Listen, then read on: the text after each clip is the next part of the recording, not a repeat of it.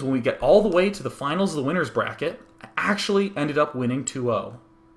And I had no idea that that was even possible, because Testy was really good. It didn't occur to me that, like, well, gee, Sean, you've been basically playing 14 hours a day for 2 months, hardcore, nonstop for this tournament, you know, like, it's bound to help eventually. But I just was, like, blown away, and he just walked up to me, he's like, dude, yeah, wow, really, really nice, well played. And I was just like, oh my god, Testy's saying nice things to me, oh my god, you know, and then, I remember, it was in the finals of the winner's bracket. I had a 1-game win advantage. Game 1 was on Gaia, which was my second best map. Game 2 and 3 were on Paranoid Android and Azalea, which are my worst 2 maps. But then the last game was on Peaks of Baekdu, which was my best map. So game 1, I executed my strategy perfectly, just believed in myself. Because that's the thing that my brother always said. He's like, man, Sean, you got this, dude. Believe in yourself, dude. I will always remember those words. He says them constantly to me. He's just like, believe in yourself, man. And I did, and I pulled the build off. And I won game 1, and it was one-sided. And then he raped me in game 2. And then raped me in game 3. So we're tied up 2-2. It's in the finals. And again, I've never had a big win. And I remember in my head, I said to myself, oh, well, second place is good. Second place is fine, you know, whatever. Let's just get this over with. You know, it's been a long tournament. You feel kind of sick. And then I just went, why did I do that? Why did I just say that in my head? No, I'm going to focus. I am not going to 5-pool. I'm not going to try to do anything cheesy like Rush for Mutalisk. I'm not going to resort back to my 2001 floating lurkers into the back of his base. I'm going to play the strategy I know, and I'm going to trust in what I've practiced. And I opened up. It was on Peaks of Baekdu. On bottom left, he's in the top right. I do an overpool build, because I want to force any early expander to build those extra cannons, so I can expand actually 3 times. I end up with very fast 4 bases on Peaks of Baekdu, because you can defend them very nicely.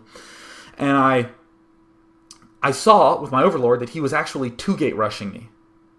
And I was like, ooh, God, okay, because at the US Open in 2007, the reason Noni got first and I got second is because Noni had a brutally good 2-gate, and I just hadn't practiced against 2-gate. I practiced a lot more after that qualifier with Frozen Arbiter, who plays under the name Jinro now in Starcraft II, as you may have heard in one of the Day9 Dailies. But he did this 2-gate opening, and I remember, like, time was so slow in that game, because I'd expanded, and I was just waiting for my hatchery to finish, and I was starting to get Zergling speed, but I knew to hold off this 2-gate rush, that hatch needs to finish. I need to throw down a Sunken Colony immediately, because if that Sunken Colony doesn't get up in time, I'm done. So I'm just staring at my expansion. All his units seem like they're just moving 1 pixel at a time. I feel like I can see every frame in there. As I'm looking at it, it's at 900 hit points, and then 950 hit points, and then 1,000 hit points, and then 1,050 hit points. And I'm just like, and I'm getting my drone ready, and it's there, and it's waiting, and his zealots are coming in. I'm trying to push him forward and back, because I just need to get this Sunken Colony done. So it finishes, it starts building, it takes a few hits. I'm trying to position another hatchery to get in the way. I'm trying to control this, but he just has so many zealots. And then the Sunken finishes, and he has to back off. And I go, oh my god, I held the 2-gate rush, and I'm in a decent position. And then I look at my Overlord that's up at his base, that's been inspecting this 2-gate opening, and I see that he threw down an expansion at his natural. And the weirdest thing that has ever happened to me in my entire life happened. My brain went, oh my god, I won.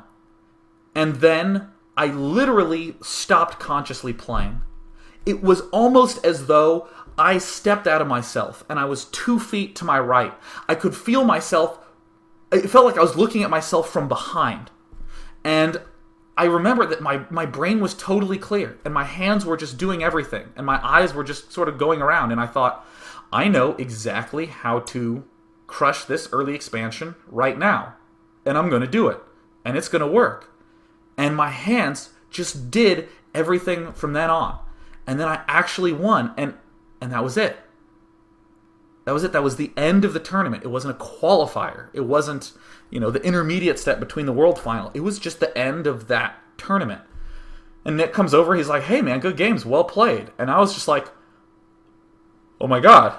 Dude, yeah, good game. I don't know what to do. I don't know how to party. I don't party. I play video games. What's a good Friday night for me? Well, how about some Settlers of Catan or the card game Dominion?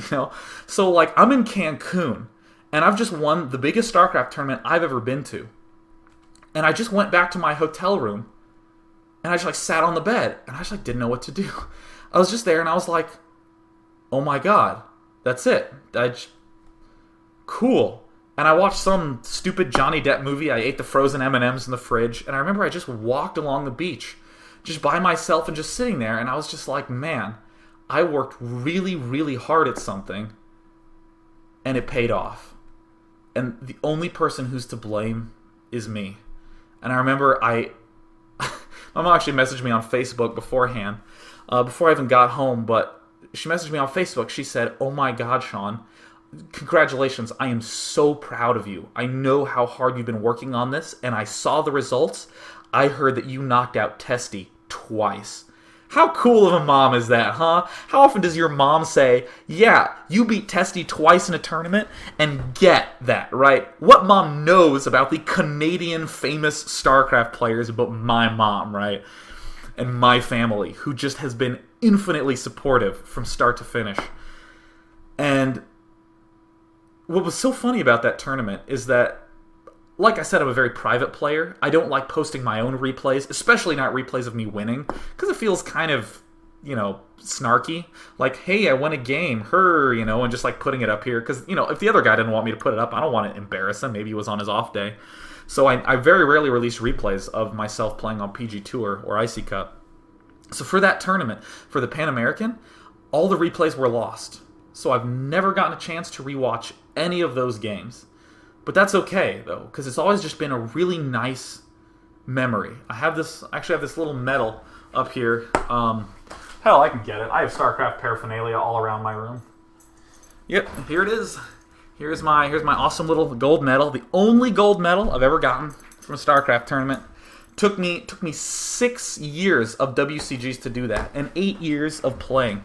Just commitment, just hard work, and just, as my brother said, just, believing in yourself.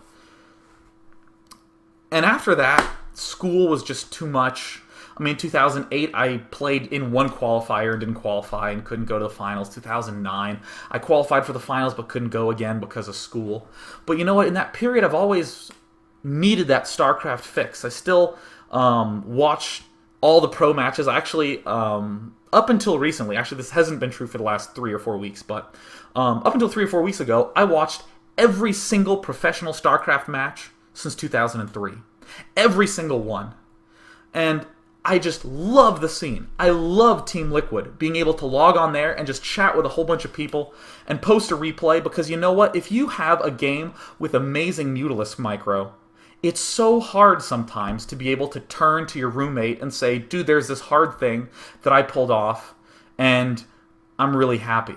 But if you can log on to MSN and find a buddy and say, man, check out this replay, and you can go, oh man, nice work. That sort of support and encouragement is just what makes the StarCraft community so, so amazing, and why I've just been delighted to be part of it for so long.